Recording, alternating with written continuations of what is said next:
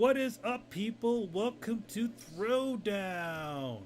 I am your host, Emilio Lopez, and I am joined by Carlos Romero, Yo, yo, yo, what's going on? Brett Murdoch, What up, people? Mr. Brian Manjoma, What up, what up? and our very special guest for today, Mr. Richard Bailey Jr. What's up, everybody? Yes, we are still Tony is still out in the he's actually on his way home now, so we're still on the skeleton crew. Adam is not is sick right now. Chris is sick, so we got everybody else, and we still got some stuff. Not a lot of things happened this week, you know. It's still early in the year, but you know, this we still you got. motherfuckers still got to deal with me, so haha. What's that? I said, haha, you motherfuckers still got to deal with me. Yeah.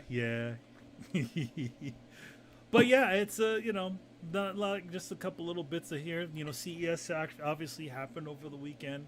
You know, a couple of cool looking things. Did you guys see the crazy PlayStation car? They showed it again. This time they proved that they could control it with a DualShock 4 or whatever, the new controller. The DualSense? The DualSense, yeah, whatever the hell they call it.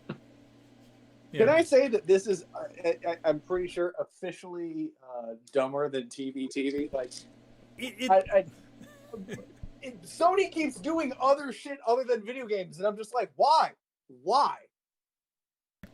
Yeah, it's been pretty silly. But anyway, we're gonna talk a little bit more about CES in a bit, but we're gonna probably just jump over to you know, the new game that just got released, and not got released, but embargo's open, and that's the Prince of Persia game that just came out, or not coming out, or it's coming. Is it? When is it? When's that thing coming out? January 18th, so It's like literally, you know, the next week. So yeah. So apparently this thing's been getting some pretty good reviews. So apparently it's got an 83 on Metacritic right now. That's not bad, but you know what? If a normal PlayStation game got an 86, then people would be like, "Mom, it's a conspiracy." Last of Us can't get. I'll play around. Yeah. So I mean, you know, Richard, we have, you know, what you know. Did you get to review this one? I know. There's a review on the site right now. Yes, I actually did get to review Prince of Persia: The Lost Crown. Just to give a very quick, explanation of what this game is. It's a 2.5D side-scrolling Metrovania stylized platformer. That sounds like a mouthful, but pretty much, let's just say this: if you like Metrovania games, side-scrolling, I think you will very much enjoy this game. I do want to mention that I did get a chance to play a demo for this game back in June. You know, during the Summer Games Fest, you know, there was a Ubisoft event that took place a couple days later for the Ubisoft Forward. I actually had a chance to play the game at that particular time, only, you know, just a little bit. And yeah, I was very much impressed. Like I said, I haven't played any of the other Prince of Persia games, so I'm not going to be able to tell you the history of the series or anything like that. I'm just saying, going into this game as a side scroller, it is a lot of fun. I mean, there's a ton of things to talk about as far as the story, the character, and then just the combat and everything. In the traversal is awesome in the game as well, because you have to get certain time-based powers that allow you to traverse through the environment. Of course, you have the puzzle element with the actual environments as well. But yeah, it's a really fun game. I don't want to spoil too much about it, because again, this game is, the embargo did end today for the early access, but there actually is a demo that's out right now that you can actually play on any of the consoles right now if you want to give it a chance and see how it is. But yeah, it's an awesome game. Yes, I highly recommend you check out the demo. It's an awesome game, and if you do decide to purchase it, this game is actually very reasonably priced because it's only $50. If you want to get, if you want to get the deluxe edition, it's $10 more. But I'm gonna tell you right now, you don't need the deluxe edition because that's only for like a costume skin for the character. You don't need that. Just get the regular edition and you're straight. But yeah, it's a lot of fun. It's definitely worth checking out. Oh, interesting. I have a question. Oh, good. Yeah. Two questions actually. Number one, which platform did you play this on? And number two, how long did it take you to get through the game? Is it like a really long game? Is it a really short game and a tweener? How long did it take you to get through the game? Okay, first and foremost, these are excellent questions, Carlos, that I'm going to give you an answer to. Oh. The game should take about 20 to 25 hours to complete. So I wow. was able, it's pretty short. I was able to finish it like literally as I was finishing the review because I finished the review this morning. That's around the time that I finished it, but I still need to go back because there's a lot of secrets and stuff that collectibles to get, stuff like that I want to go back and get. I did play this game on the Xbox Series X, and I would like to provide a news flash to everybody. The game runs fantastic on every single console. That's like one of the main things that was talked about when we were at the event. It's like it runs 60 frames per second on everything. Obviously, that is to be expected. This is a 2.5D game. It's not like a major like 3D stylized type of game. So, but yeah, 60 frames per second, 4K, and they actually have a day one patch that they're releasing in which the game is going to run 120 frames per second. I obviously did not get a chance to try the day one patch, but 60 frames per second, it runs great. I mean, that's awesome. But you are aware that in fact just making sure that we're on the same page. The Xbox is garbage, right? Like that's at least what I've been told. So well, you are 100% correct, good sir. This is I want to make sure I emphasize this is the Series X. Now I have heard the Series S version. It does not run well on there. Now I wasn't able to test that because I'm not playing on the Series S, but the Series S is a console that Microsoft really needs to phase out as soon as possible and just focus on the X. That's just my opinion. They obviously are not going to listen to what I got to say, but they should. Yeah, it's fun. You know what? I say the same thing. Maybe if we say it together, then it's funny though because it runs good on the PlayStation 4 and PlayStation 4 Pro. Yes. So they got it running good on the PlayStation things. They got it running on what was it on the Xbox? They don't have it on the previous Xbox, right? Yeah. They do. So I believe they do. It's on the one as well, and it runs okay on that. It just doesn't run good on an S. Well, that's a good question. I don't know how it runs on the one, but I just know the S because I saw the specs. The S is not is definitely of a lower quality, and this game is also on the Switch as well. So, it's on everything. By the way, Rich, when you mentioned 20 to 25 hours, and I agree with Blitz mentioned on the chat, that's actually more than I thought it would be. That's pretty good. That's a pretty sizable game for the amount of money that you're spending on it. $50, $60, and you're yeah. Well, yeah. Because I think a lot of the reason for that is obviously with this being the map is massive. It's a lot of revisiting certain areas because basically how the game works is, there's certain things you unlock. There's certain, like you start out with the dual weapons, but then you unlock different things such as the ability to dash in the air. It's a special type of move. A lot of this stuff you unlock as you go through. But the thing is that when you go to a certain area, you may see there's an area you have to get to, and you're not able to get to there yet because you have to get the ability. So you have to revisit a lot of areas. Right. That's what extends it out.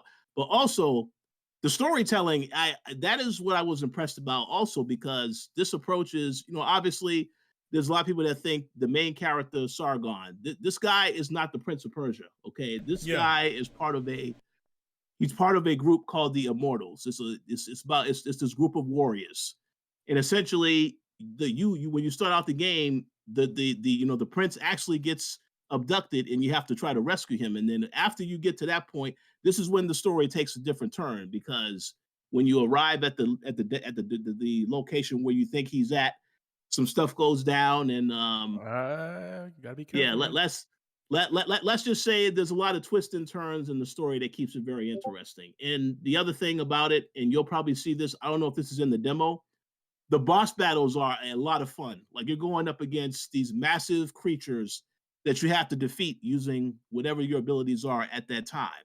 And that actually was a lot of fun, because I had, obviously I got my ass whooped a couple of times with some of these boss battles, but then I learned from there, okay, this is the strategy of how to beat them. So it's a lot of that stuff in there. But yeah, I'm surprised by how much they put into this game. So I do have to give.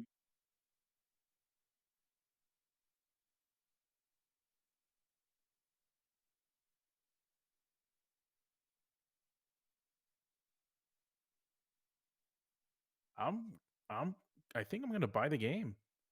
Uh-oh. It sounds like something that I want to play. Yo, man, 2024 started Well, off on a high note. I agree. But I will say this, Carlos, if you do decide that you do not want to pick up this game, I would like to remind you, as well as the listeners, that the highly anticipated Last of Us 2 Remastered Edition is coming out as well next week. So yeah, you can check that out. Yeah, If that's you like. definitely that's a Sophie's choice right there. I don't know which one to go with. It's funny. I was at PAX last year, and the Prince of Persia game was there, and I didn't get to. That was the one game I didn't get the chance to play while I was there. I actually think that you will enjoy it as well, for sure. I'll be curious to see what you guys say once you've had a chance to play it, because again, I was surprised, and I'm not really, like I said, I didn't play any of the other Prince of Persia games, so I didn't know what to expect. And the funny thing is, when they revealed this at the Summer Games Fest, this was the same day that I arrived in LA too late, so I didn't see any of this stuff at the presentation until after. But then I got a chance to play it, and I was like, yeah, this game is pretty solid. So Yeah, good stuff.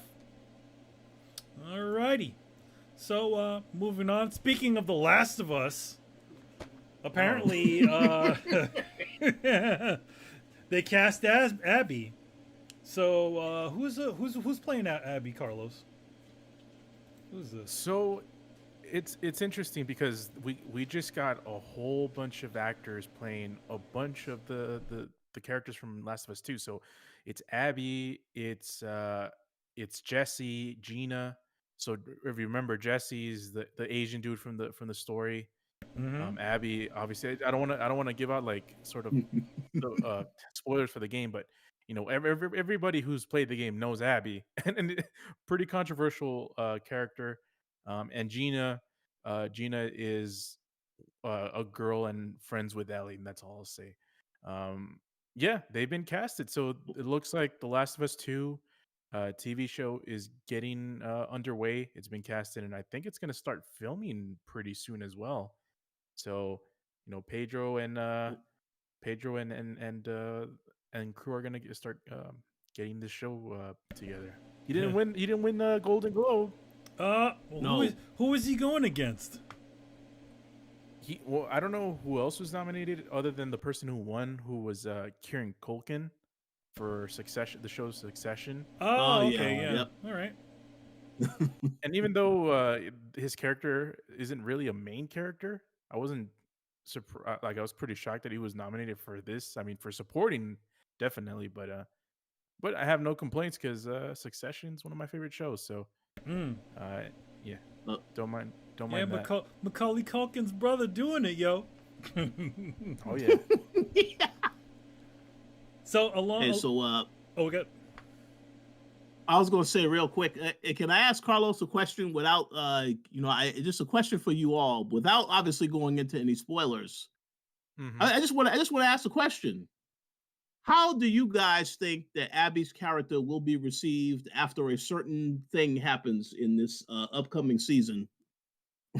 Well, Poorly, and nobody's gonna understand why, which is the thing that baffles me the most. So in the just 8 women. Is it okay? In the first show, was there a setup?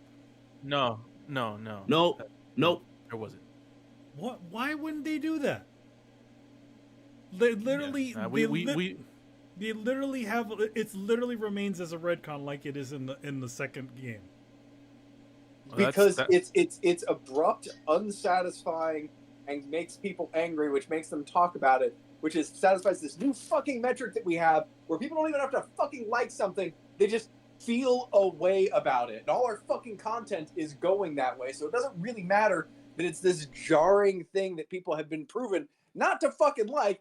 They're just gonna go with it again, and then everybody's gonna go to fucking Twitter again, and everybody's gonna start fighting about it again, and they're gonna sit back in their chairs and be like, "We did a good job today, the fuckers." It's most definitely like Bizarro World.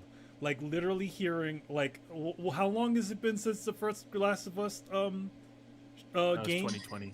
2020. So it's 3 or 4 years gonna be. Oh no! I mean like since the first one, since the first Last of Us game. Was that? Oh, that's 2013. 2013. So 10 years. So at 10, maybe it was it. I'll give it like 10 years or a little less than that, and literally the same conversation. Did Joel do the right thing by not telling Ellie? You know. Yeah. So yeah, we'll see what happens with some events that happen in The Last of Us Part 2. And it's a great question you mentioned that, Manny, because you could hear that with myself and Mr. Richard Bailey Jr. and Adam Vale on the Coalition's Last of Us spoiler show, where we asked ourselves the exact same question of why there wasn't that setup, which Yes. would have added a lot to future events. But I digress. Go ahead, Rich. You were going to say something. Oh no, I agree with pretty much everything you both said. I just was saying, definitely check out that discussion. But I'm very curious to see what the reaction will be. Obviously, the actress that they got to play Abby, looking at how they transformed Abby in the actual game, I don't know if this actress is going to put on any muscle or something, but I don't know. I need to see how that works out. I mean, they haven't started filming yet. Maybe they got enough time to get her all beefed up, right? Oh yeah. Or they could CG her body like the She-Hulk. You just put her head on top of. Can I just point out how fucking weird it is that they're having trouble finding somebody who perfectly suits their body type of the person they designed to have a more realistic body type? Like, right, you can find like Hollywood models and like fucking like super fit people all over the place, right? Like, but like the realist, like when I don't know, just something bothers me about like Abby was supposed to kind of be more of a grounded character, like this is what character would actually look like the apocalypse. Like, at least that's how I take it. Instead, unless they're just like somebody likes muscle mommies, but like, bro, that's part of it. It is. Yeah. But like, yeah. Then the whole like, well, she looks. I'm sorry, she looks more like a regular woman than you people are used to. Fucking reaction that they gave the internet. Now, oh look, so it's a little tough to find a regular woman who looks like your super regular woman. You fuck again. Like if you can't tell, this is where some of my fucking venom towards the whole Last of Us series. Like it's just. It's frustrating. The whole thing is frustrating. There's so many bad choices, but we are Venom. Well, I agree. We're gonna be. I mean, when all that stuff goes down in the show, we'll just be, we'll be the meme where it's like your first time here. Yeah. Yeah. Or like, or the like kind of like in The Walking Dead when a certain character, a fan favorite character got killed. And the same reaction happened, except there was a Twitter now. Mm-hmm. Yep, it's gonna be crazy, but I mean, most people, I guess most people in this panel aren't gonna watch it. Nah, I don't. I never. Again, like I enjoyed the first game, and I'm good. I don't need to. I don't need to watch Last of Us the show. I don't need to play the sequel. I'm good. And that world was way too depressing anyway, and I'm tired of just. We just went through the fucking apocalypse. Why do I need to watch that shit on TV? Fuck that. I have a question for Rich. Rich, so Yes, sir. Is this going to be something that the season 2 that is going to be covered in the coalition potentially? Oh, you mean similar to how we covered season 1? Exactly how we covered season 1. Yes.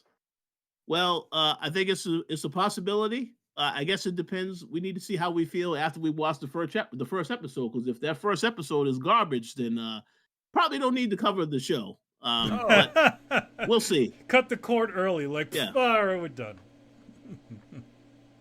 Yeah, I feel like we'll play by ear. I don't know. I mean, I feel like Adam would probably be game. He watches everything. Well, I don't recall if Adam was disappointed in this particular show. He was definitely disappointed in Fear the Walking Dead. That's another plug. That show is hot garbage. So do not watch that show. But this probably could be better than that. We'll see. They redo it. They fix it. Anyway, moving forward. Obviously, we talked about CES earlier today at our show right now. And so a couple of things, not too much gaming things happen, but, they did have a few things. So apparently, they did a little bit of a sizzle reel of PlayStation themed films that are in development currently. So one of them is Patapon. I forget what the other ones are, but one of them is that they also show Gravity Rush, which is just again, it's like they have a division that they literally can test out all kinds of different things, and they showed this sort of okay looking CG of a girl jumping off of a thing, and essentially representing what Gravity Rush is. We'll see, but it doesn't look that impressive, to be honest. But yeah, it is a concept. And by the way, video. Manny, so you mentioned Gravity Rush and Patapon. The two other things that were mentioned were that writing is underway for the God of War series and the Horizon Zero Dawn adaptation. So God of War series is going to be a Prime video series, so Amazon, and Horizon Zero Dawn is going to be a Netflix show. Yep. So so we'll be looking forward to that. And I saw the same thing that you saw, Manny, with the Gravity Rush. I don't understand why. So here's the thing, and Manny, you like Gravity Rush more than most. Yeah. I don't understand why they're working with this. I mean, they killed the studio that made the game. Yep. So I mean, again, they're looking for IP. I think that the thing about it is, it's like, it's a superhero girl that's not like a Marvel superhero type of deal, but you can see that they totally they gave her like baggy pants and all kinds of other stuff. So it's interesting what they did. I mean, I guess they couldn't have her flying around in the little outfit that she's wearing. I guess. But yeah, I don't I don't know if it's something I would want to watch. To be honest, I would want to see. I'd want to see a Japanese studio do it. Yeah. Like an anime, like do an anime, or they did do that CG anime like for Gravity Rush 2. When it came, it was like a in between thing where it had a few episodes, like short episodes, which you can watch on YouTube now, and they're really fun. Just a nice little catcher upper. Nothing too significant happens, but I mean, I would much rather have that than whatever the hell this is, because it's a bunch of people that they see somebody flying around or fly falling, and then and they just insert their own things on it rather than trying to be true to whatever the game was. Mm-hmm. Some people say it looked like Battle Angel. Manny, you sound like you don't have faith in Hollywood writers. I don't have a lot of faith in Hollywood, to be honest. especially with a lot of the stuff they've been putting out. But there has been good things. I saw I saw a couple of good things, but I don't know. I don't know about Hollywood these days. It seems like they're all just grasping at IPs and not looking for original things.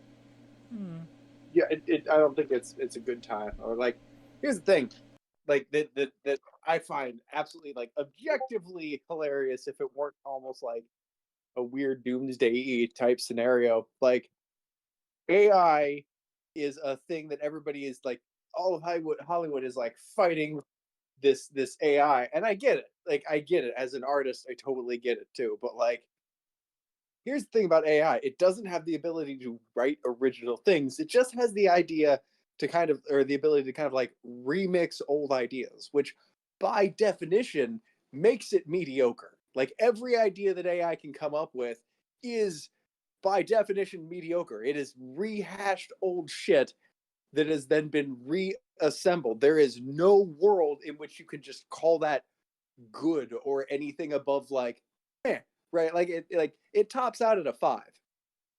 That, like, again, by definition, like you take all the best stuff and just remix it, but like it's not, that doesn't make it good. So then you have a bunch of Hollywood writers who are terrified of something that's just capable of at best doing meh. Like you, and I understand why they are, but like, there's also a part of me like that. It's like, to be afraid of something that is incapable of doing better than average really kind of speaks to your own worth. I kind of feel like I'm ignoring a whole lot of nuance to get to that point, but I do find it kind of fun. Well, yeah, I mean, it is funny, right? Yeah, it's. I mean, the thing with these types of mediums, it's like, oh hey, create a show about Gravity Rush. What's the story? I don't know. Just create a story, create a show or a TV or a movie or something. Do a Patapon one. Okay, now do a Horizon Zero Dawn one, or doing this type of one. And it's like, sometimes I feel bad because it's like, what do they have to work on? Like, at least The Last of Us, like the script is there. We just follow the beats, do all the things, and then you'll get a successful show. And that's exactly what they did. But for other things like Marvel movies, it's like, oh guys, we need a Marvels movie. Oh, we need a Thor 5. We need this and we need that, and it's like, when things get created from more like, we need a factory of these things instead of people creating inspired type work, then it's that's when things become kind of lifeless. To chime in with Blitz over here, he says they should do a Parappa the Rapper. Believe it or not, there is a Parappa the Rapper anime. It's a little difficult to find, but it does exist.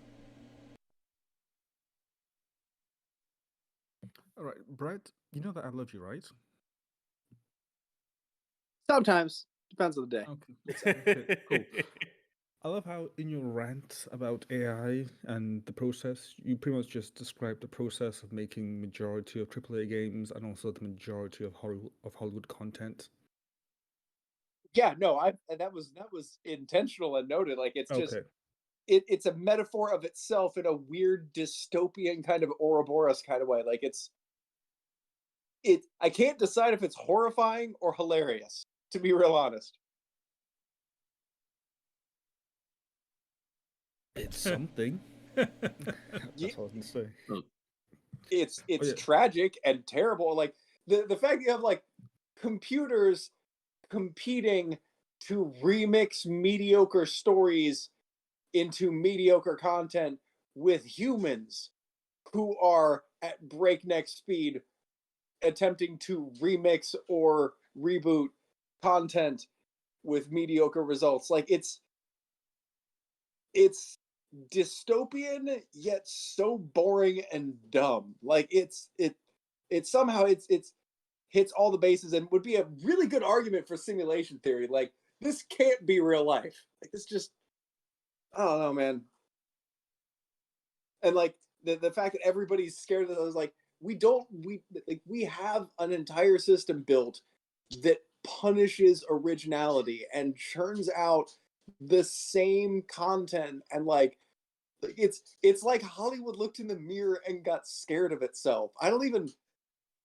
There's just so much, like, it's just a metaphor, like it's a real life metaphor of itself that it is afraid of its own metaphor. It's jumping at its own shadow, which is in itself a metaphor. That's just, it's Inception, man. It is stupid piled on top of stupid to the point of I feel like reality is breaking. To be real honest with you, Hollywood makes me question whether we're in a simulation. I guess that's all I got.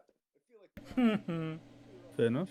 I just think the whole thing is just them trying to find, Hollywood's trying to find the next thing to jump on, because superheroes are kind of in the dying phase at the moment, so they need something else to like latch onto. You know, they had the young adult novels, they had the action movies and whatnot. So it's just them trying to see, okay, so what else can we do now? Like, we adapted books before, now let's try games again and see what happens. It could be games is definitely the next phase. Oh yeah, definitely. If it succeeds. Yeah.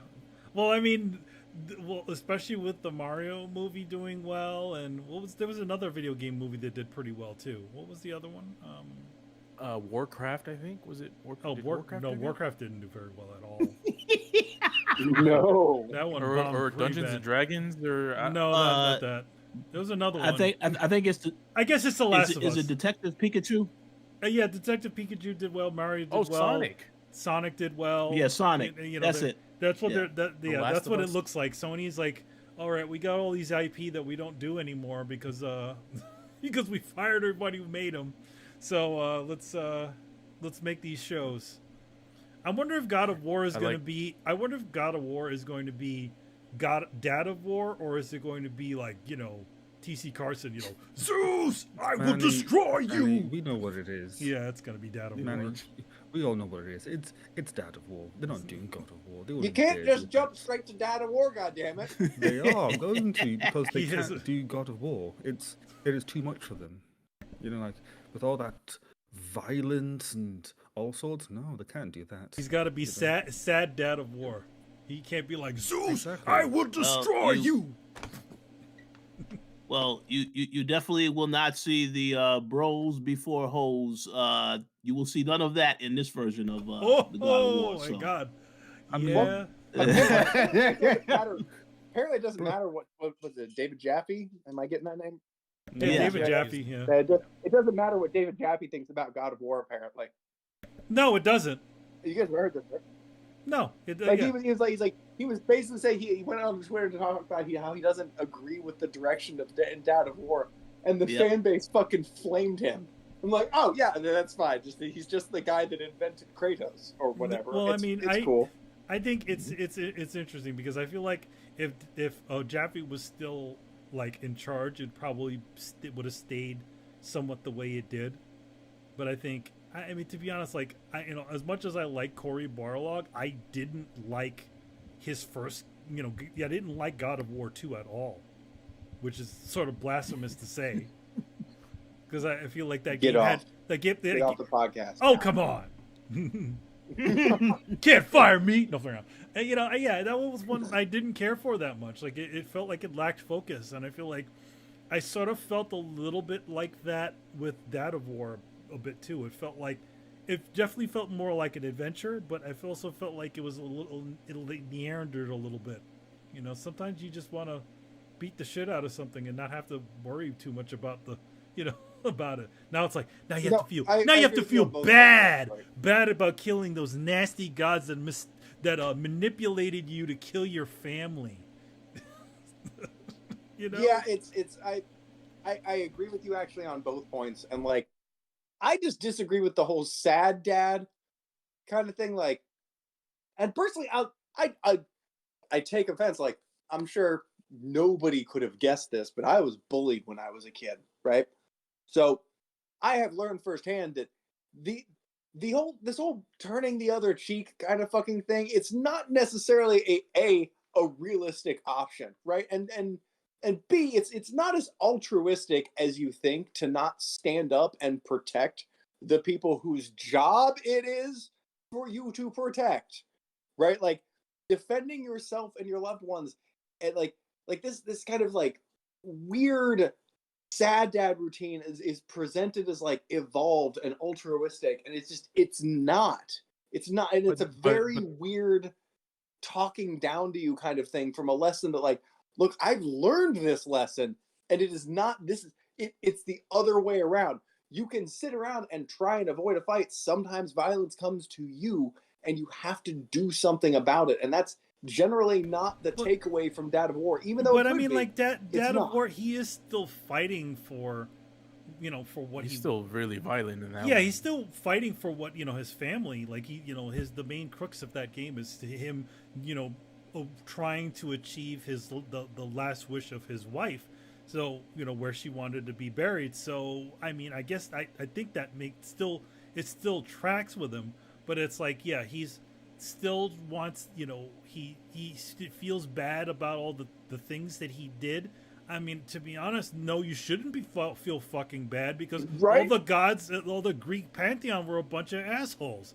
I mean, they literally they manipulated him to kill his family so that he had nothing that would stand in his way, so that he could continue to achieve the will of the gods. He finally, the other gods realized that was fucked up, but they use him as a vector to kill off Ares, and then they promise him, oh hey, yeah, we're gonna get rid of all your memories about all the bad shit that you did.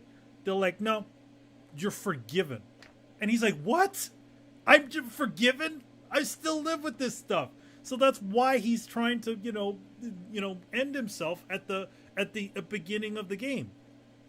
It's like, because he would they didn't grant him what he wanted. He did everything they said, and then the minute that he does it, they don't even grant him that. And they're like, oh, we brought you back. Here, you're the God of War now. So it's like, it's very Greek tragedy. It is Greek tragedy. So it's like, yeah. But then I feel like in God of War 2, that's where it got lost, where it's like he just became angry man. They're like, the whole. It kind of pulled back around in God of War 3. Yeah, I feel like you get a little bit of it when you go back into Hades again, like some of the little bits and pieces of it. But like, like you get a little bit more of it from the Chains of Olympus and God of War. Ghost of Sparta. Yeah. Ghost of Sparta. Those two games seem to go through his past, and you get to find out about his brother Deimos and all that stuff. I like those games better than I like games. 2. Yeah, I like those games better than 2.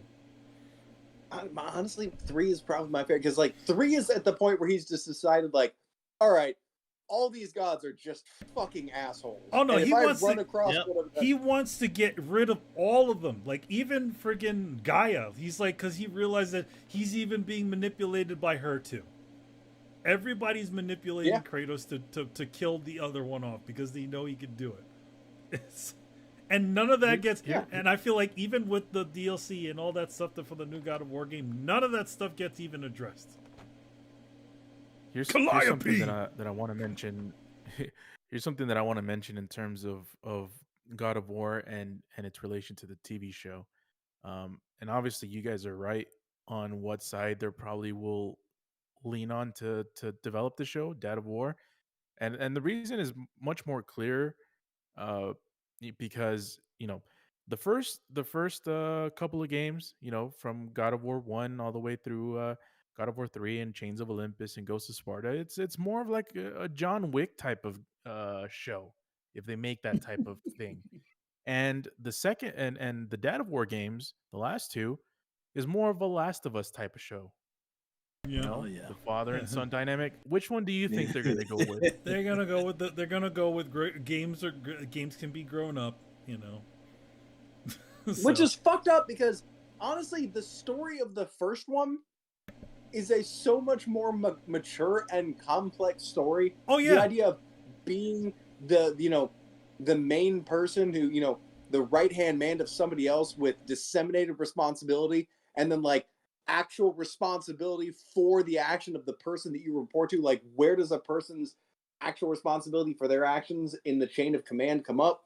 Like, that whole theme comes up, and then you have the awesome Greek tragedy that Manny lined out. Like, that is an awesome, deep story that, as he said, doesn't get enough recognition. And it could, because they could really tell that story.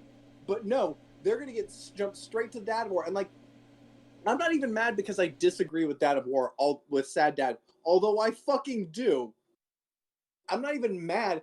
The thing is, you can't jump straight to Sad Dad, right? Like, you can't just jump right over his past and then fucking tell that shit in flashbacks. It is not the same. You have to build up to it to have that kind of finale. You can't just start with the grand finale and be like, oh, we'll do the other stuff later. That's not how building anticipation works. Building that stuff up is it's an art form, right? And it's one that we're quickly forgetting because we just want to jump straight to the fucking payoff, man. And that's not the best way to go 90% of the time. Yeah, if it was up to me, I would do it. Just start with one, go through the whole story, and if you get a good actor, once you get to the Dad of War scenes, it's gonna hit even harder. By the way, quick comment: Barry Burton mentioned he mentioned something in the chat. He said Christopher Judge passed on the God of War TV show to be in the Call of Duty TV show. What? It's a joke. Call of Duty, you made it big at Call of Duty. You got me for a second. Jesus, man. Though speaking on Christopher Judge, he actually said, which is cool about him. He said, like, he said if he was ever asked to play young Kratos, he said no, I do not want to play young Kratos. Young Kratos is young Kratos is TC Carson. I'm like, all right, that's cool. That's cool. Like, it's like, okay, you took over in the game. You took the job, but it's like you acknowledge that the original young version of Kratos is TC Carson. It will always be TC Carson. Yeah, respect. Christopher Judge is a good dude. I love that guy. I will destroy you. No, sorry. Indeed. After knowing where this show is gonna start, who's gonna get casted for Kratos is my second most anticipated thing about this whole thing, because that'll make or break the show. I mean, wait. Well, hold on a second, Carlos. Oh, yeah. Hold on a second, Carlos. We already know who's gonna get the role. Oh, it's gonna be Chris Pratt. Since they give him every single movie, game, whatever. It's got to be him, right? Hey, man, I'm Kratos. I'm a god of war. It could be The Rock, all right? Let's... Yeah. Oh, shit. Or it could be Pedro Pascal. Out of all the people, I would say if the Rock, if they could convince the Rock to play young Kratos and then old Kratos, like, in other words, do original Greek tragedy Kratos and then do the other one, that might be kind of cool. But then again, the Rock doesn't do anything but act like the Rock, though. Like, he'll just be like, I'm the god of war. He'll just Kratos do the eyebrow. Doesn't do the eyebrow. We have to do the eyebrow of the Rock. Come here, boy. As the Rock. Let's do. Yeah. I mean, yeah, but I understand what you're saying. Like, physically, like, he's imposing like Kratos is. But I mean, if you paid him all white and ashy looking, I mean, Kratos. Honestly, it could work. Kratos was also pretty dark.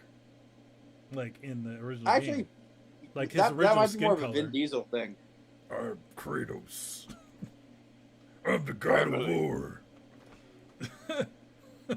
Just don't do a Vin Diesel. I'm gonna talk about. He has the voice for it, but he doesn't have. I think he's too old now. Yeah. Zeus, I'm gonna destroy you. Anyway. And he does so in a classic Camaro. Yeah, exactly. I was about to say something similar. He's like, Vin Diesel's gonna get casted as Kratos, and he's gonna part of his contract is gonna mandate him to wear a tank top for part of the. Well, yeah, to hide the fact that he didn't work out, he just wears a tank top all the time. Anyway, so moving forward, so the Xbox Developer Direct. Now, you remember last time developer direct happened. A little game called Hi-Fi Rush got shadow dropped, and everybody lost their mind off of that game. So what will they have this time? We don't know, or do we? Oh, well, Do we? I think one of didn't. Yeah, we do. What's it called? Hellblade, right? Rich. What you're talking about? That they'll talk about that at the show. Oh, they actually have a Yes, list here. because- So they have a little bit of a list here. Let's see some of the It's ones. supposed to be at the direct. Yeah, but the game that I guess is a lot of hype, is very hyped up now, is this Pokemon stylized game that is launching on Game Pass the same day that everybody's talking about. I haven't. Oh. I've seen some videos of it. I haven't played it, but that game is. That's the going to game. be. They already announced. That's it's the coming game out. that Brett's been chopping at the bit for. Is that we're not talking about really? Power World, are we? Yeah, we are next week. Wait. Power World is coming to Xbox Game Pass day one. Yes, it is. Yes. Okay, don't you lie to me, Rich. Oh no, I actually got an email about this as well, press release. So yeah, it is Oh, next week. fuck. I am Yeah. excited about this game, and now it's about to be unleashed upon the world. Oh my god, this is amazing! It's gonna be free, and in the middle of a fucking Xbox Direct, like it's getting a spotlight. I did not expect. I was expecting this thing to get like fucking shadow dropped on Steam to a core audience of hardcore cynics, people who just played Pokemon and went like, let's just put some fucking guns in it. Like, I don't care. There's no meaning to life anymore. Like, I was expecting a bunch of those people. And you're telling me this shit is being thrown in center stage? What a world we live in. And it's free? Goddamn, I need to make a list of all the games I'm not having to buy. Fucking seriously, guys. I know you've heard me talk about it before, but it's fucking obscene. I'm pretty sure I could have bought an Xbox and a PlayStation with the money I saved. Fuck. So some of the games anymore. Some of the games that are that at least and we're reading this from Microsoft Wire, the Indiana Jones game, which is being developed by Machine Games, and they developed the recent Wolfenstein game.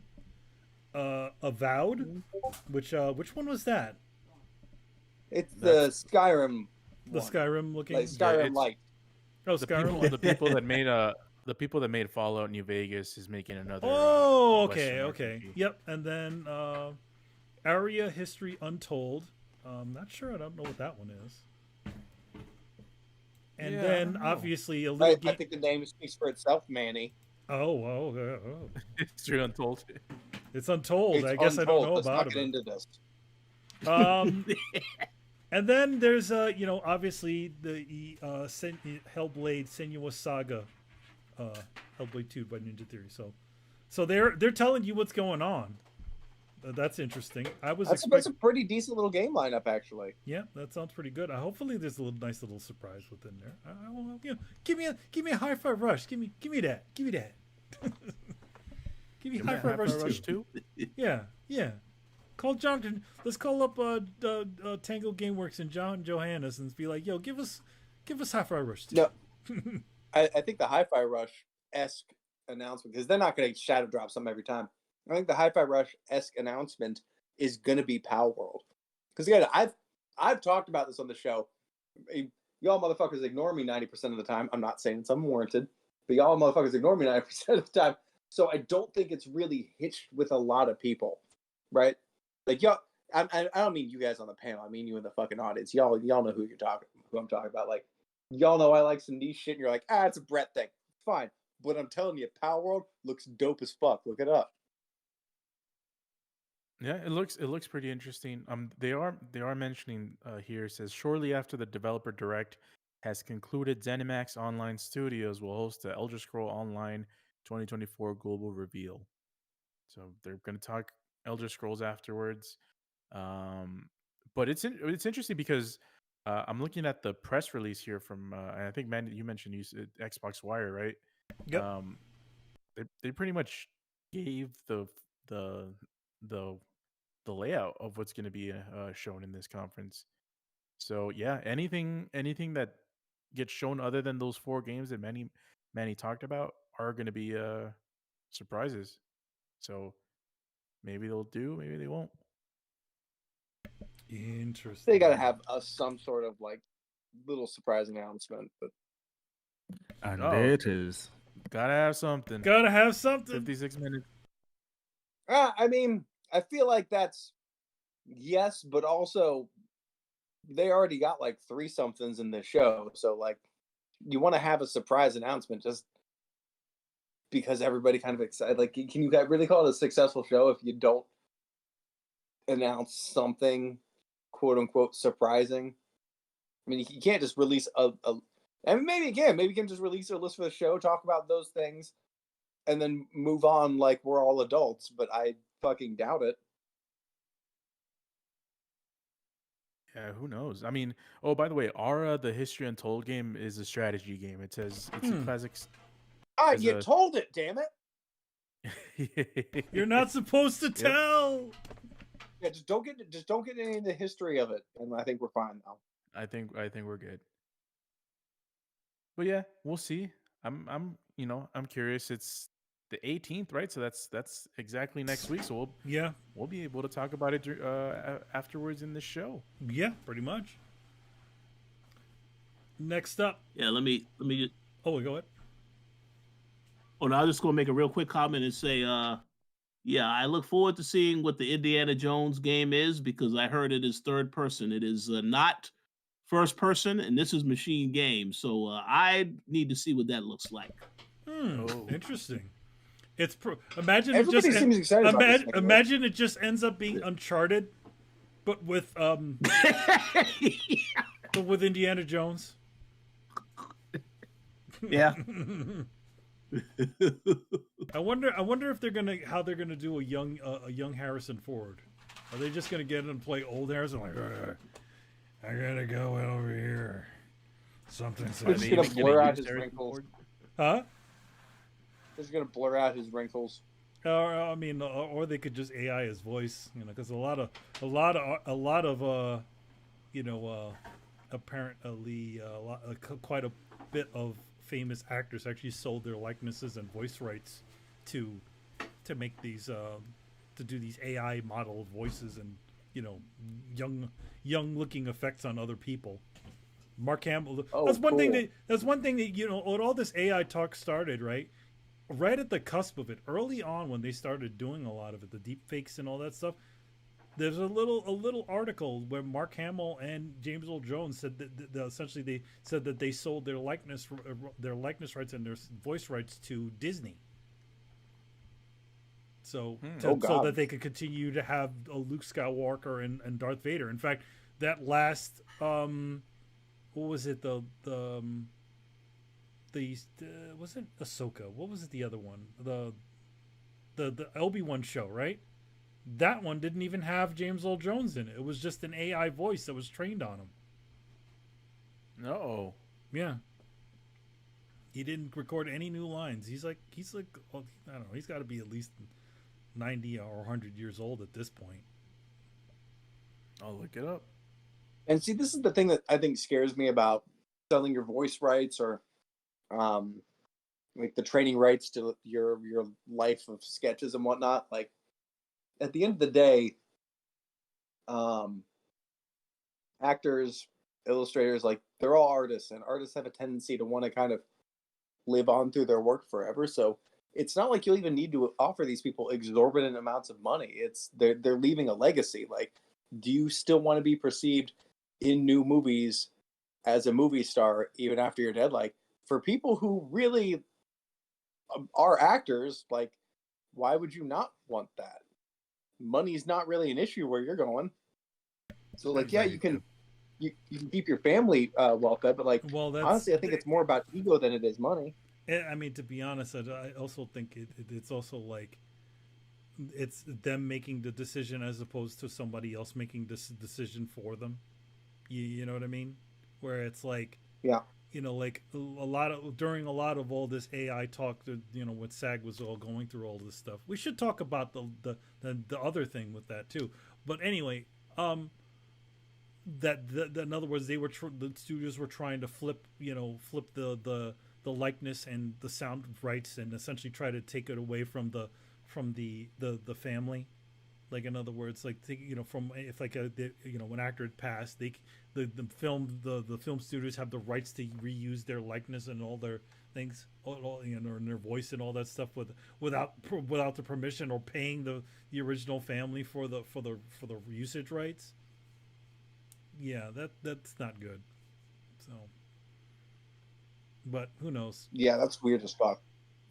Yeah, for me, it always seemed like these types of things. It's like people. It's like, oh, when I die, it's like my family gets like a rental property that'll Mm-hmm. make money every month for them. Yeah. So it's like, Thing about like the other thing is it's like, and like speaking of with the AI thing, you guys have you seen this one? So recently, what it was, SAG signed a deal with an AI company, and this was something that was also shown at the CES, but they made a deal with this AI company. They call it the leading AI company that does this stuff. Apparently, the to be able to use the digital voices in video games. So, Brett, you got your wish. Digital Woo. voices, AI trained digital voices in video games. But quite a bit. I've actually seen a few video games that are starting to come off ChatGPT. Like, I'm excited in the sense that like, here's my problem. Would it make great procedural generation if overseen by a human? Yes. Will they do it the right way? Probably Absolutely not. No.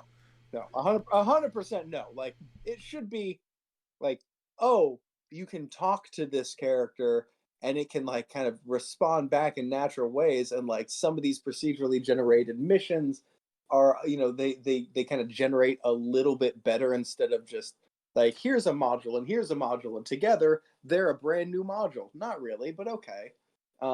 It's looking at you, Bloodborne, and your Chalice dungeons, or like how old Diablo and shit did it. So I think that there's really good things to do in there, but I think they're just going to use it as a cost cutting measure, and I think that's unfortunate and super fucked up. But hopefully, like, I've seen some games already where like they're detective games or like noir games where you have characters that you just talk to through a microphone, and that's I guess like 90% of the gameplay. So like, you could in theory launch, I mean, several new genres of video games. You could do full on detective games. You could do a whole new kind of dating sim games. Think of the weeaboos. Think of the yeah, I'm just gonna go with weeaboos. Be nice. Think of all of the different kinds of games. I mean, just like the same way, like when I was like, hey, yo, this survival game seems pretty cool, and like now we have a whole genre based on like, I think about this. Like, you guys can go back in the podcast and hear me start talking about DayZ and ranting about how this is going to be the next big thing. And like, fast forward to now, and it's its own new genre, and like that's hard for me to conceive. I don't think a lot of people really think about that, but like, man, like entire new genres, entire new ways that we play video games have been born in my lifetime. And that's fucking crazy. And it could happen again. This kind of thing could lead to an entirely different way to play video games, to the point where like in 20 years kids could look back at our games and be like, so wait, you just like when you're playing Fallout, you just pick one of the four choices? Like, why do I have to say one of these four things? Why like it'll seem foreign to them. So I think mean, this could be cool. yeah, one of the things that I think about sometimes with AI is we for example, at least for video games, um is it bad for us if AI gets good at creating video games? You know, we talk about how, there's a lot of games that lack creativity or whatever, or they're just not made right, or they only make these types of games or these types of games.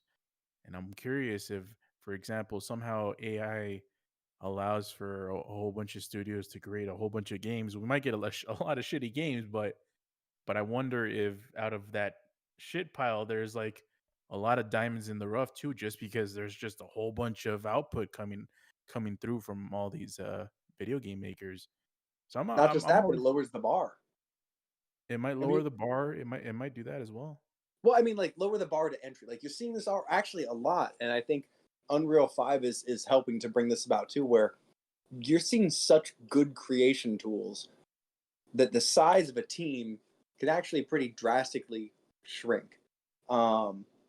Insofar as like you like not hugely in the AAA space, but like you're seeing really highly polished games made by like 5, 10, 15 people kind of thing. Like smaller studios producing high level product. And I think AI is kind of one of those things, like it's a blind workforce that can only produce mediocrity unless you use it to support and build your own workflow. So I think highly creative individuals will be able to use it to make better products with smaller teams. But again, the inverse of that is larger companies can either splinter into smaller groups and try and make 9 million games, or they can try and run a skeleton crew and maximize profits, which is honestly the more likely thing. Yeah. So it's good and bad, but like if you look at like Unreal and some of the games that are being made around Unreal, like it does a lot of the heavy lifting for you. It seems like it. I'm not saying that you don't need to be talented to make a game in it, but like the things required to make a game are both less and more than they were 10, 20, 30 years ago. Yeah, I mean it has a definitely a big capability to reduce a lot of the overhead that we see in video game budgets. Um, but yeah, I mean there's always trade-offs. There's the whole aspect where, you know, people lose their jobs and studios penny pinch and you know, replace someone with AI. But I wonder if there's also you know, because we every time we talk about AI, at least, you know, recently, it's always been a negative connotation. So you know, sometimes I like to think about some of the positive ones as well. And you know, for video games, it could add a lot to some of the games that we play. But there's always a trade-off. I welcome our new robot overlords. I'm going to get the Neuralink, not Elon Musk Neuralink. You know, when we get a real good one. Yeah, we'll wait for the Neuralink 10.0. Yeah. Get a bunch of the test subjects to go through and see how they do. Mm-hmm. I'm going to wait until we can make a cell phone that's not fucked up. No, that's not going to happen. Hmm. They're always going to be broken, so they can get you to buy more. Okay, I'll wait until we can release games that aren't buggy on launch. Where are you? What La La Land is this? Anyway, so moving forward, we are so apparently the Gears of War 6 team is ramping up development again with a new wave of hiring again. So yeah, apparently they're Gears of War 6. So Adam, you know, in the where he is, he's probably very happy to hear that Gears of War is still being developed, and apparently they're throwing a bunch of bodies at it to get it to the finish line, as you know certain companies do. So yeah, I mean we still haven't heard anything about this game yet. I mean, the Gears of War 5 was released in 2019, so it's been quite a while since they put one out. So yeah, I know Rich is looking forward to this game. He says probably most anticipated game of the decade. Well, I don't know if it's the most anticipated game of the decade, but I definitely think this game isn't coming out until 2026. So hopefully it's not a whole decade before we see this game, but no, 2026 is maybe, fingers crossed, but I have no idea where they are at in the development process. So we don't it we could be don't know much longer anything. than that. We just hear about Yeah, you misheard him. He didn't say of the decade. He said in a decade. Yeah. Hopefully not. Yeah, I mean, Adam, go ahead. But here's the bright side. We have Space Marine 2's dropping this year, so that will make up for the fact that Gears of War isn't coming out for quite a while. So yeah. I mean, I feel like half of the reason why Adam hasn't been on this show is just because Gears hasn't been announced. Yeah, he don't got nothing to lose his mind over. He's a staunch supporter of that game, no matter how well it's gonna come out. He even played the RTS version of that game, of the Gears of War RTS. So that's a man that is very loyal, huh? Why would you even make that? Hey, you like this video game? Well, then try this other completely different video game that is loosely affiliated with the first one. What? It's not even the same type of game. I mean, Halo started as an RTS back in the day. It started, yeah, but like it wasn't wildly successful before it decided to try and change its identity. It went, what I'm doing isn't working. Let me try something different. Meanwhile, this was like, hey, I know everybody wants another game, but here's something different instead.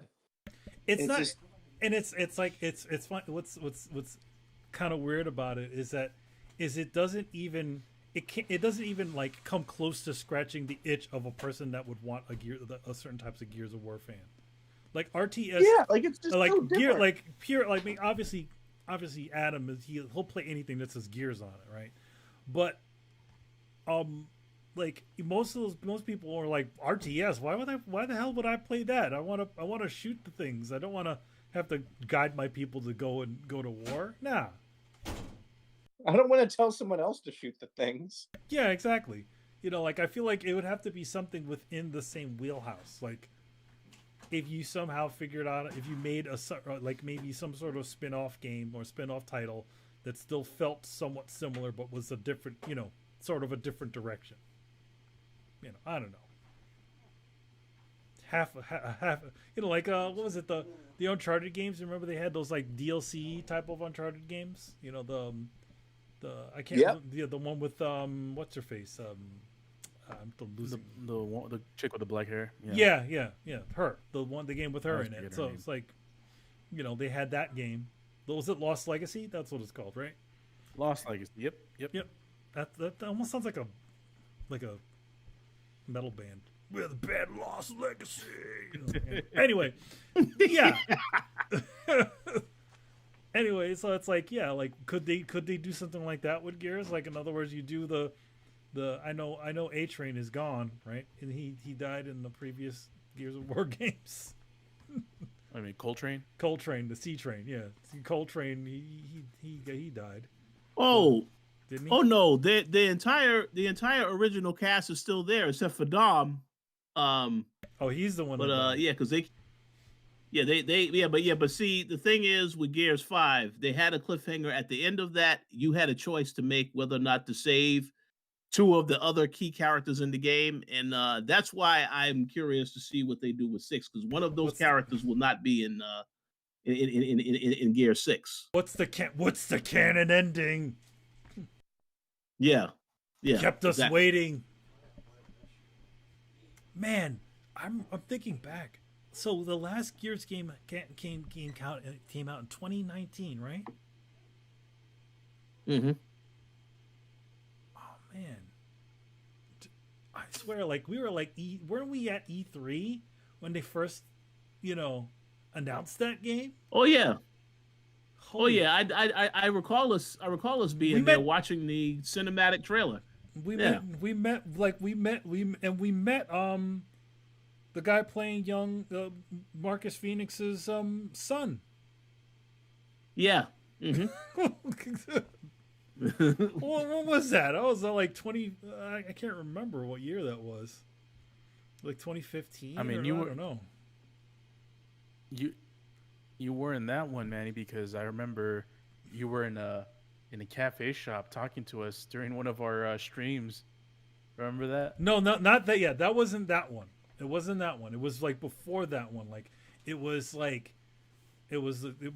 we were still Coalition, right? Mhm. You know, we were well, I was helping, you know, with the shit with it. I can't remember if I was I don't know. All I know is that it was us. It was a coalition crew. Tony was there, and then the guy who played Marcus Phoenix's son was there, and then somebody else who was also in the game. We met them at like that cheesy pizza place across the street from one of the from the Xbox venue. I think that's what it Yeah, I was. know who Yeah, you're talking about. I think this the guy that plays the other guy from Gears, Dell. That's the yeah, friend, yeah. So and that's the irony because one of those characters died at the end of Gears 5 based on your choice. So so yeah, so you know, Gears 6 is still happening. The not really an official announcement, more of just like, hey, we're we got more people coming along. Anyway, moving on. So this is an interesting one. So Game Shark is actually going to be returning, but it's going to be quite a bit different. Since you remember we were talking about AI not that long ago. So yeah, that's what Game Shark is going to be. It's essentially going to be an AI powered hint tool. So obviously everybody's all like, "Oh, geez, here we go, more AI Hip stuff." hop's gonna be thrilled. Yeah, well, no, it's not a cheat. It's not a cheat engine. I'm kidding. Anyway, yeah. So this thing is yeah, it's like it's AI powered hint thing. So in other words, I guess you ask it, hey, how do I beat this thing, or maybe what I haven't fully gone into it. I wonder if it'll just play it for you. I don't know. Oh no, you said hint thing. I thought it was It's a hint. It just it's gonna correct my button inputs. yeah. It doesn't. I think it's just more something like that. It just gives you hints and stuff. But the bigger thing about this is that the guy who the CEO that announced this said it's going to be coming out in September, and cut which and they claim it'll be released in the release window of the Nintendo Switch 2. So that's why most people are talking about this. It's not because of the stupid AI Game Shark. It's literally that this guy, again, another person saying the Switch 2 is coming, which is interesting. I mean, there's a bunch. So hyped up by the Switch 2. There's a bunch of rumors. There's all kinds of goofy rumors saying it's a 4K thing. It runs all the games, you know, higher resolution. Supposedly they were. Oh no, it'll be great. You just know Nintendo's like it's gonna play your Switch It's gonna games, be right? Like it's gonna be. I feel like it's gonna be about as powerful as a PlayStation 4 Pro, if anything. I would say. Huh? One of the rumors is that it's gonna have and take it for a grain of salt. But I mean, these Switch 2 rumors have been going around and like wildfire recently. Yeah. But one of them is that it's gonna have 8 gigs of memory and 64 gigs storage. So that sounds just like what Nintendo would do. Yeah. But well, they want you to spend money on what memory cards, right? Yeah, they're gonna have their little memory cards with a Toadstool logo on it and Mario logos and make bank. So yeah, I mean, we'll see. I mean, would you invest in a new Switch if you knew that there was this one was it ran the games a lot better because most of the games are running at like 720 and handheld and it barely at 1080 when you run it on your screen. I've already bought my Steam Deck. You're like, why would I need a Nintendo version? Yeah, it's like I already did upgrade my Switch. What are we talking about? Yeah, it's gonna be a tough sell for me because I mean I would get it just for the first party stuff, but it needs to be a significant improvement. They can't just do this bullshit uh Wii U type of iteration and then call it a day and think everyone's gonna get I mean everyone will pay for this thing and it's gonna sell out immediately, the pre-orders, because they're gonna do the whole thing that they always do. So Yeah, not gonna be surprised, but we'll see. We'll see. I'm still waiting to see when this thing, because this thing is gonna be announced this year. I feel like this is a guarantee. I'm guaranteeing this right now. Miss Cleo moment at the moment. Call me now. Come now, give your prediction now. So yeah, and that is it. I mean, we don't have any more things to talk about. I mean, I guess you know what. I mean, would you got anything?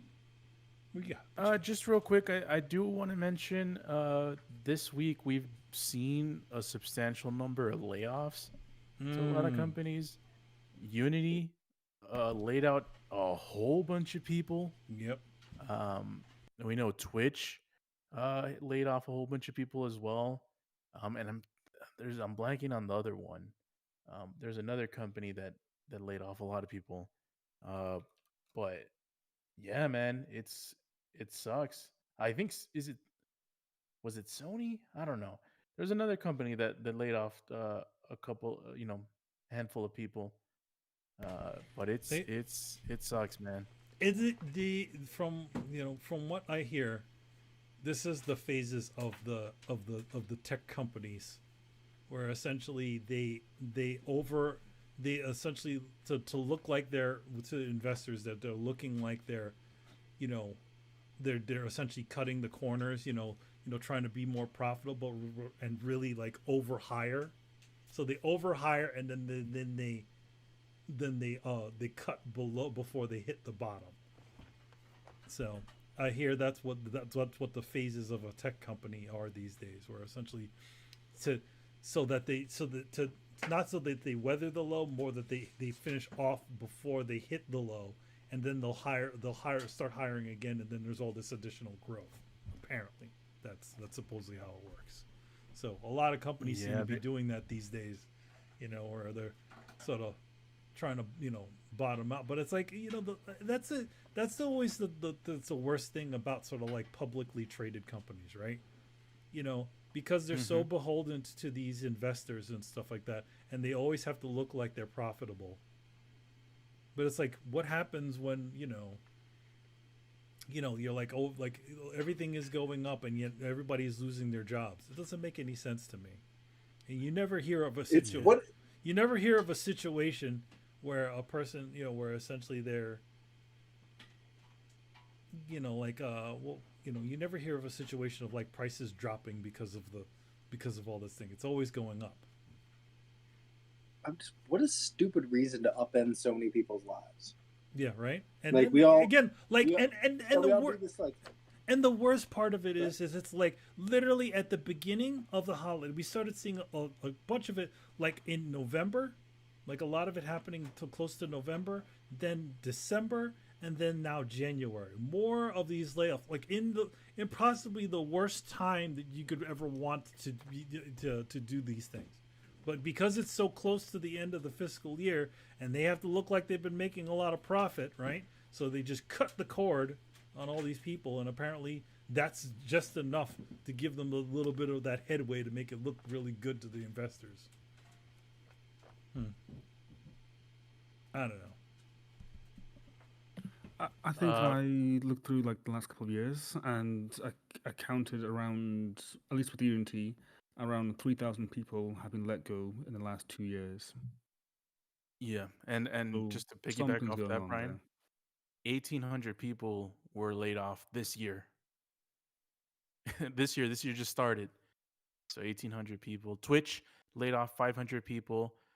Playtica, 300 to 400 people, and Discord, the platform we're on right now, 170 people. So it's open season, man. And they don't like, these aren't like the type of these people that are, they're, these are not like they don't know what these people do, right? Like what were a lot of these roles? Yeah, we're not just firing everyone in the mailroom here. Yeah, like what were they doing something important? Here's the thing that I hate is a lot of like, and I don't know that for a fact here. I just know this is how it works in a lot of corporate America. Like they're letting go of senior positions that cost a lot of money, and they're replacing them with people at like half their salary.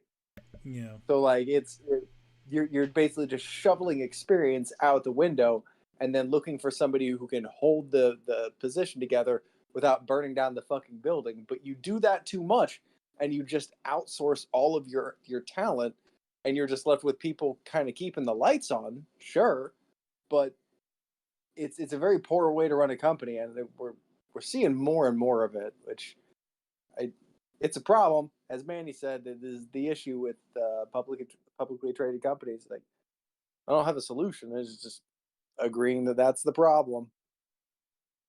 Yeah, what you can do, and so we end off at a sad note. So I mean, Womp womp. Yeah, wah wah. Thanks, Carlos. Yo, man, got you know, gotta call him out, but Keeping it real. It's just one of those things, man. That always happens. Yeah, yeah. Yeah, so that's the end of the show. I want to thank you guys for joining us for this episode. Yeah, does anybody real quick. Whoa. One more thing? Oh. I just want to, like, that is a depressing as fuck note to leave on, and I just want to throw out there that the game that swept the Game Awards this year is not publicly traded, was a labor of love, and has been a major disruptor and upsetter in the games industry. So, like, it's not all bad. Excellence is being recognized. So. It's not Alan Wake? No, believe it or not, it's not. Little game, you may have heard of it, maybe not. It's called Baldur's Gate, I believe. Am I saying that right? Baldur's? Baldur's Gate 2, maybe? Or 1? Oh, that's right. Oh, no, it's 4. No, that's not right either. Baldur's Gate 3. I'm 90% sure that's it. So yeah, there you go. But yeah, game is awesome. There's a lot of really cool stuff. I mean, like, when in doubt, expand your horizons a little bit, man. Like, play some shit that you wouldn't play. Play some Valheim. There you go. All right. So now, does anybody have anything to plug? Rich, you got anything for the coalition? Yeah, there will be quite a bit of things coming up in the coalition in the weeks ahead. There's a certain game that is a lot of people looking forward to this month. We will be covering that on the website, so stay tuned for that. Of course, I Am Negan will return next month because, Carlos's favorite show is making its premiere next month. We're going to see the return of Rick Grimes, so stay tuned for that. Still too early to talk about it, but February 25th. And aside from that, just stay tuned. There's a lot of things in the works. Obviously, can't talk about everything yet, but just stay tuned to thecoalition.com. All right. So, I want to thank you guys for joining us for this episode of Throwdown. And, I was joined by Carlos Romero. Peace out. Brian Manjoma. I swear, New York, you are crazy. Oh, yeah. Yes. Brett Murdoch. Deuces. And Mr. Richard Bailey Jr. Have a good weekend, everybody. All right. See you later, guys. Peace. Peace. And shout out